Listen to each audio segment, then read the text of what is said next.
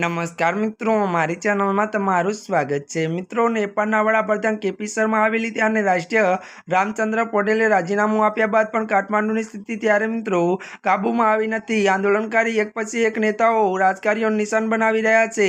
જેએમઝેડ આંદોલનકારીઓએ પૂર્વ વડાપ્રધાન જલનાથ કલાના ઘરમાં ત્યારે ઘૂસીને તોડફોડ કરી હતી। બાદમાં ઘરને આગ ચાંપી દેતા પત્ની જીવતા પૂંજાઈ ગયા હતા।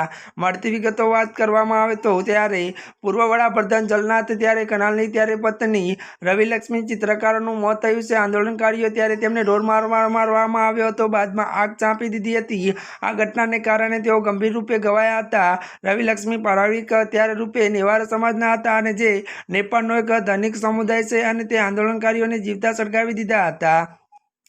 આજે ત્યારે મોટી સંખ્યામાં યુવાનો નેપાળના માહિતી ત્યારે સંચાર મંત્રીના નિવાસસ્થાને ત્યારે આગ ચાંપી હતી। એવું પણ કહેવામાં આવ્યું છે કે બાંગ્લાદેશની શેખ હસીનાની સરકારી તોડફોડ પાડવા અપનાવવામાં આવેલી મોડસ ઓપરેન્ડ નેપાળમાં પણ અજમાવવામાં આવી છે। આ આંદોલન સતત ઉગ્ર સ્વરૂપ ધારણ કરી રહ્યું છે। પૂર્વ વડાપ્રધાન પુષ્પકમલ વગરના ઘર પર આગ ચાંપી હતી। ત્યારે મિત્રો આજના માટે આટલું જ। અમારી ચેનલમાં નવા હોય તો અમારી ચેનલને લાઇક, શેર અને સબસ્ક્રાઈબ કરી દેજો। ધન્યવાદ।